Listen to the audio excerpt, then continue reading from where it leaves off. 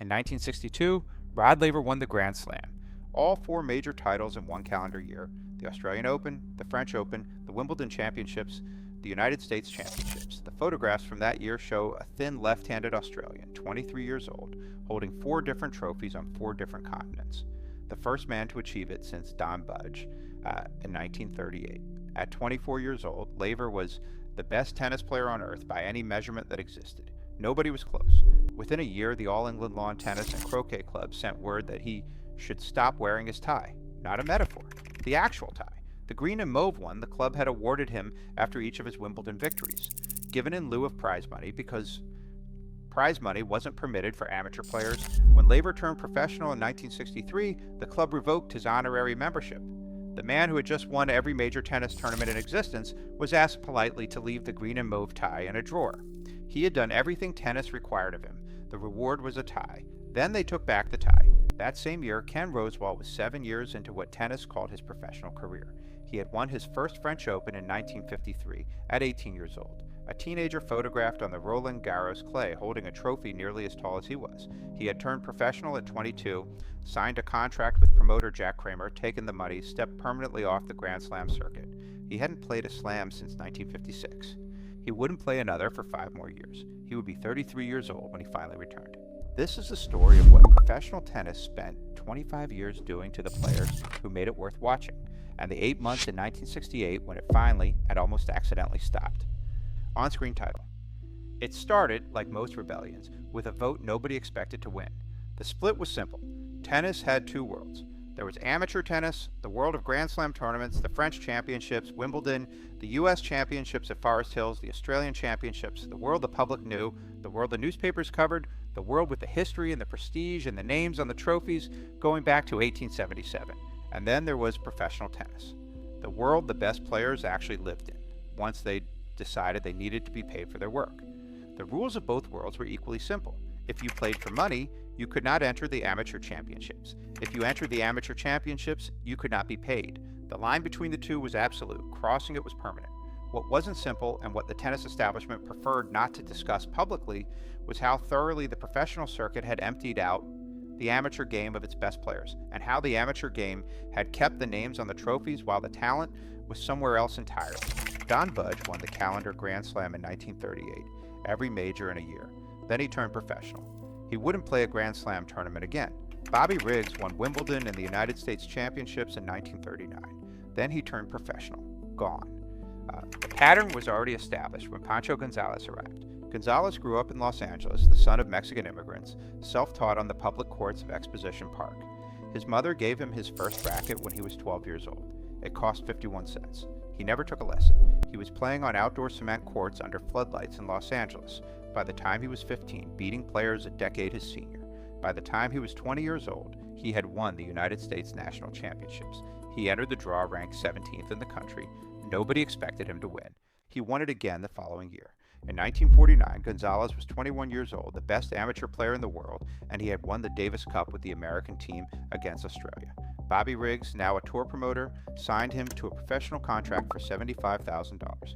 Gonzales shook hands, took the money, and disappeared from the Grand Slam circuit.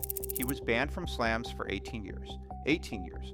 During that time, Pancho Gonzales was ranked the world's #1 professional player from 1952 to 1960. 8 consecutive years. He won the United States Pro Championship 8 times. He won the Wembley professional title in London 4 times. Jack Kramer, who had beaten Gonzales badly in their head-to-head pro tour when Gonzales first turned professional, later said he believed Gonzales could have won 11 additional Grand Slam titles at Wimbledon and Forest Hills alone had he been permitted to enter them. Nobody asked his permission. Nobody asked anybody's permission. You turned professional, you left. That was the arrangement. Ken Rosewall left at 22. He had grown up in Sydney, the son of a grocery shop owner in the Rockdale district. He was small and precise and possessed one of the finest backhands the game has produced. They called him Muscles, an irony that never stopped being funny, given that Rosewall's game was built entirely on timing and positioning and a backhand that could pass anyone from anywhere on the court. He won 4 amateur Grand Slams between 1953 and 1956. Then, at the end of 1956, he married, needed money, and signed with Kramer's Pro Tour. He was gone for 12 years. During those 12 years, Rosewall won 15 professional major titles. He spent his career barnstorming across every continent the Pro Tour could reach, playing one-night exhibitions in Madison Square Garden and Kansas City auditoriums and municipal halls in cities the Grand Slam circuit never visited, collecting whatever gate money the promoter had managed to pull together, then loading back into the car for the next city. The public at those exhibitions watched the best tennis on earth. The Grand Slam record books showed none of it. Lou Hoad turned professional in July of 1957, the month after winning Wimbledon for the second time. He was 22. At his best, Hoad's game was the most purely talented tennis anyone had ever seen, the kind that made Gonzales, who had seen everything, stop and look twice. Hoad's back problems ended his competitive career before he had fully arrived. He is remembered mainly as a footnote. Rod Laver arrived last and came the hardest. He had won the calendar Grand Slam in 1962, which placed him in company with only Don Budge in the entire history of the sport. He had won Wimbledon twice, he was 24 years old, and beyond argument, the best player in the world. The All England Club had given Laver its honorary membership and its green and mauve tie. Then he turned professional in 1963, and the club took the tie back and asked him not to wear it. What Laver had left behind at the All England Club, beyond the honorary membership and the tie, was a 5-year gap in the Wimbledon men's singles draw. The years between 1963 and 1967, in which the best player in the world did not enter Wimbledon because he was not permitted to enter Wimbledon. During those 5 years, Laver was still playing tennis. Still winning, still the best, just not there. And this was the structure. The amateur tournaments had the prestige and the history and the institution. The professional circuit had the talent. The two existed in parallel, officially unconnected, and the tennis press, which had a certain interest in maintaining the amateur game's credibility as the pinnacle of the sport, generally referred to the Grand Slams as the most important tournaments in tennis and to their winners as the best players in the world. Both of these things were, at various points in the 1950s and 60s, demonstrably untrue. Journalists who covered the amateur circuit knew it. The administrators who ran the Grand Slams knew it. The players who remained amateur, taking under-the-table payments that were technically illegal, under the rules but universal in practice. A system so openly corrupt that the tennis press had given it its own word, knew it too. They called it shamateurism. Everyone used the word. Nobody fixed the arrangement, until Herman David decided to. Herman David became the chairman of the All England Lawn Tennis and Croquet Club in 1959. He had played Davis Cup for Great Britain in the 1930s, had studied at Oxford, came from exactly the kind of background the amateur tennis establishment had always run on. He wasn't a radical by disposition. He was tired specifically of watching second-class tennis at the most famous tennis tournament on earth. David had watched Britain's tennis legacy diminish since the 1930s when Fred Perry won 4 consecutive Wimbledon titles. Perry had turned professional in 1937, and British tennis had been searching for another champion ever since. In December of 1959, David called an extraordinary general meeting of the All England Club and put forward a motion calling on the Lawn Tennis Association, the governing body of British tennis, to stage an open championship, a championship where the pros could play. The LTO obliged and carried the motion forward to the International Lawn Tennis Federation, the global governing body, for a vote the following year. The ILTF rejected it by 5 votes. The motion had needed a 2/3 majority. It fell 5 votes short. David tried again in 1964. The ILTF defeated that proposal by 49 votes. He had spent the intervening years watching Laver and Rosewall and Gonzales and Hoad barnstorm the world circuit, while Wimbledon handed its trophies to whoever had remained amateur. He had called amateur tennis publicly a living lie. The statement had landed without consequence because the governing bodies preferred a living lie to an argument. In the spring of 1967, the Lawn Tennis Association brought another proposal to the ILTF, a limited schedule of open tournaments, a compromise, something that might satisfy both sides. The ILTF rejected it by 56 votes. In October of 1967, Herman David stopped asking. The phone call that broke it open had actually begun the summer before in 1966 at Wimbledon. Jack Kramer had been doing radio commentary for the BBC when Herman David came to the broadcast tent and found him. Brian Cowgill, the BBC's head of sport, was there too. The 3 men talked for a while about what was happening to tennis and what might be done about it. Cowgill had a practical problem. The BBC was preparing to launch color television broadcasting, and it needed compelling programming to demonstrate what color television could do. Tennis, played on the green grass of center court in August sunshine, would look extraordinary in color. The BBC wanted to televise professional tennis at Wimbledon. David wanted to stop staging what he had taken to calling second-class tennis in front of an audience that deserved better. Kramer had a roster of the best players in the world and nowhere to put them that the public truly cared about. The three men reached an agreement. In August of 1967, Wimbledon would host the Wimbledon World Lawn Tennis Professional Championships, a 3-day tournament for professional players on center court, broadcast by the BBC in color, with a prize fund of $35,000 for singles. It was the largest prize pool in tennis history at that point. It was also the first time professional players had been permitted on center court since 1930. 8 men were invited: Rod Laver, Ken Rosewall, Pancho Gonzales, Lou Hoad, Fred Stoll, Andres Gimeno, Dennis Ralston, Earl Buchholz. Most of them had won their championships at Wimbledon in their amateur years and then been asked to stay away. They could not wait to return. The tournament was held over August 25th, 26th, and 28th, across the bank holiday weekend. 30,000 spectators came over 3 days. The final 2 days sold out. Center court was full, the way it had been full for Perry, for Budge, for every champion the amateur game had produced. Except now, the men on court were the ones who had been locked out for a decade. The opening match paired Pancho Gonzales, who was 39 years old, against Lou Hoad, who was 32. They had both spent their best years on the pro circuit in the arenas and gymnasiums, away from any tournament the tennis record books would remember. They had been among the best players in the world, and they had played for money in places nobody wrote about. Gonzales won their match 2-1, 3-6, 11-9, 8-6. The crowd hadn't seen two men like these playing at Wimbledon since the pro circuit had taken them away. The tournament ended with the two best players meeting in the final. Laver defeated Rosewall in 3 sets, 6-2, 6-2, 12-10. It wasn't the closest match they had ever played, but it was Laver on center court in front of 30,000 people in a tournament that the whole country could watch in color on the BBC. The writer Bud Collins, covering the event for the American press, noted afterward that the temple had not crumbled, or even trembled, when the so-called heathens walked in. The crowds were delighted. The tennis was better than anything Wimbledon had produced in years. Herman David now had his proof. The public wanted to watch the best players. The best players wanted to play at Wimbledon.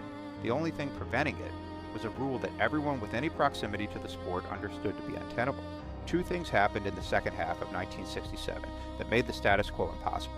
The first was that 2 new professional tours launched almost simultaneously, and between them, they had signed, or were in the process of signing, a substantial portion of the world's best players. George McCall was the former captain of the United States Davis Cup team. In 1967, he founded the National Tennis League, contracting a roster that included Rod Laver, Ken Rosewall, Roy Emerson, Pancho Gonzales, Fred Stoll, and Andres Gimeno on the men's side. And in a first for professional tennis, he also signed women: Billie Jean King, Rosie Casales, and Ann Jones. McCall's National Tennis League was organized, professional, and held contracts on the best players in the world. At almost exactly the same time, a New Orleans promoter named Dave Dixon and a Dallas oil and football magnate named Lamar Hunt founded World Championship Tennis. Hunt had already helped create the American Football League, coined the term Super Bowl, and owned the Kansas City Chiefs. He brought that energy and that kind of money to tennis. WCT signed what they called the Handsome Eight, 8 professional and amateur players, among them John Newcomb, Tony Roche, and Cliff Drysdale, contracted to play a tour worth $700,000 in total prize money. 2 professional organizations, between them half the best players in the world under contract. The ILTF had its precedents and its procedures and its rules. None of it mattered anymore. The second thing that happened was Herman David. On October 5th, 1967, a Lawn Tennis Association council meeting made public a proposal: delete all reference to amateur and professional players from the LTA's rules entirely and legislate only for players. Full stop. Derek Penman, future LTA chairman, presented the motion to simply go it alone, to announce that British tennis would allow all players to compete in all British tournaments beginning April 22, 1968. Britain was proposing to break with the ILTF unilaterally, to risk expulsion from the International Federation, to do what 9 years of motions and proposals and votes had failed to accomplish, and do it by force. On December 14, 1967, the Lawn Tennis Association held its annual general meeting at the Queen's Club in Barons Court, London. The vote was taken. 295 votes in favor of open tennis, 5 votes against. The dam had broken. The ILTF, faced with a fait accompli from the oldest and most prestigious tennis nation in the world, convened an emergency meeting. They gathered on March 30, 1968, at the Automobile Club in the Place de la Concorde in Paris. The argument for maintenance of the status quo was no longer available to them. Britain had rendered it moot. The Federation voted to allow each nation to determine its own legislation regarding amateur and professional players. The open era was legal. Mid-CTA, what happened next, nobody quite believed, even as it was happening. The Open era had arrived, Grand Slam tennis would never be the same, and the world's best players could finally compete where it mattered most.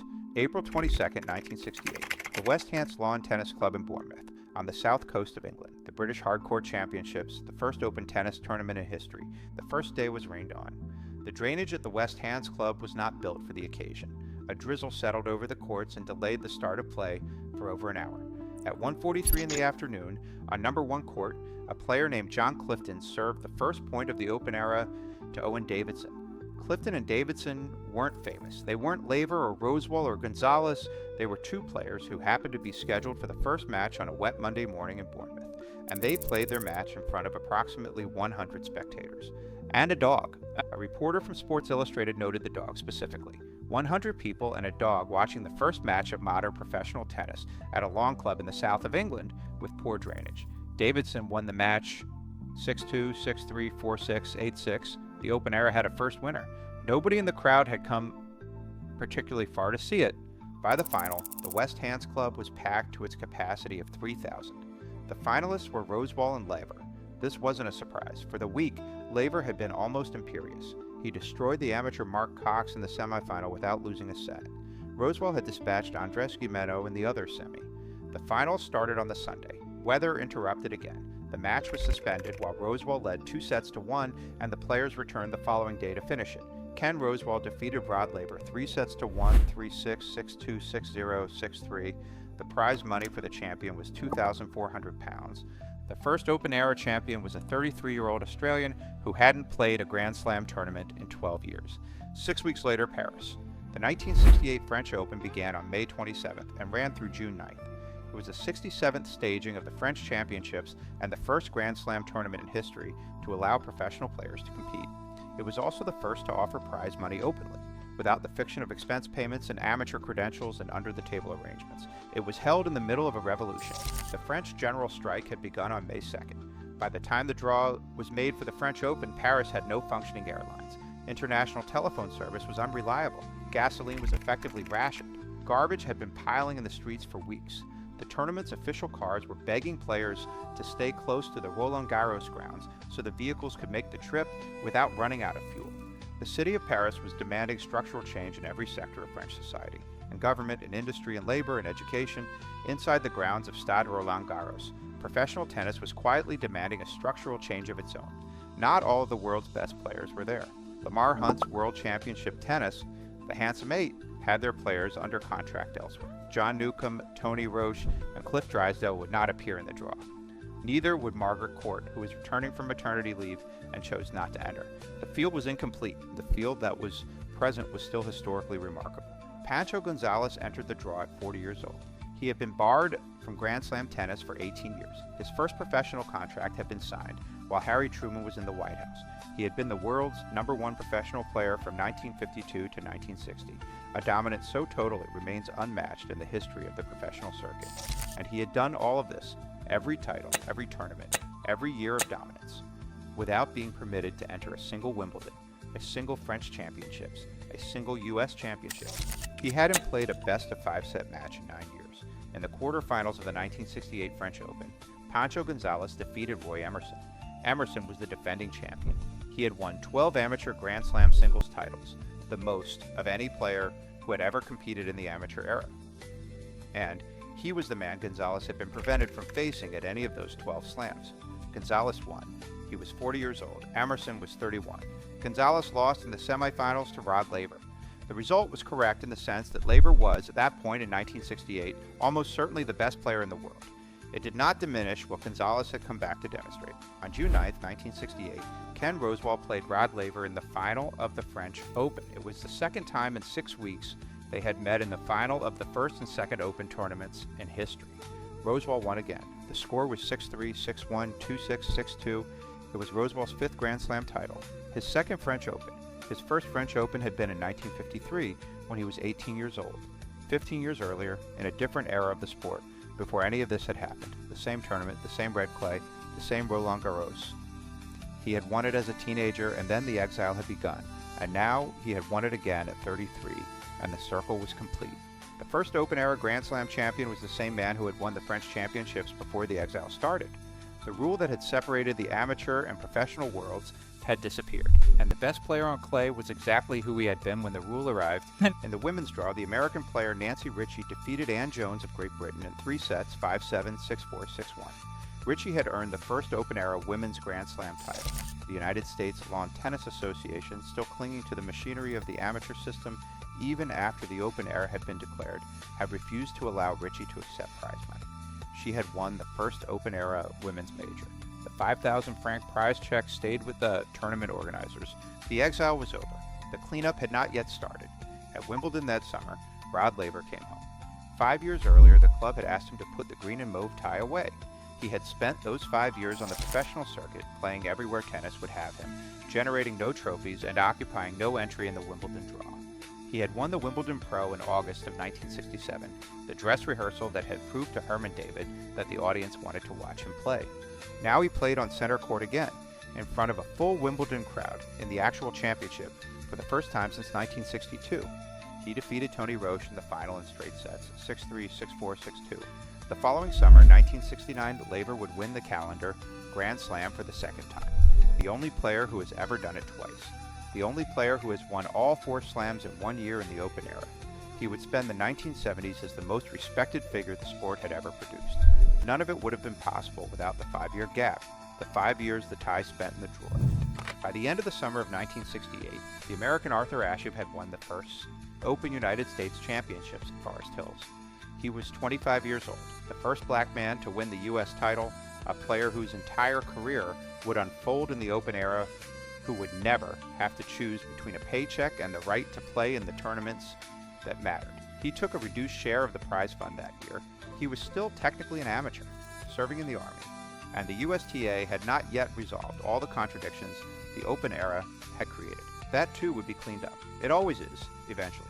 In 1968, watching all of this from various distances were a group of teenagers who were about to inherit the world that had just been built. Bjorn Borg was 12 years old. Jimmy Connors was 16. John McEnroe was 9. Chris Evert was 13. Martina Navratilova was 11. Ivan Lendl was 8. None of them would ever have to negotiate the line between amateur and professional. None of them would turn 22, decide they needed to be paid, and disappear for a decade. They would simply play at Wimbledon, at Roland-Garros, at Forest Hills, at the Australian Open, and be paid for it. And their records in those tournaments would tell the full story of what they had done. Ken Rosewall's record does not tell the full story of what he did. Pancho Gonzales' record does not tell the full story. Lou Hoad's record certainly does not. These are the gaps the records show, and the gaps they don't. The 12 years Rosewall spent winning things in places nobody was counting. The 18 years Gonzales spent as the best player in the world in a world the Grand Slams had decided not to recognize. Every video on this channel is a story from the era those teenagers inherited. The era that began at the West Hants Lawn Tennis Club on April 22nd, 1968 at 1:43 in the afternoon, watched by 100 people and a dog. Now you know what the record books left out.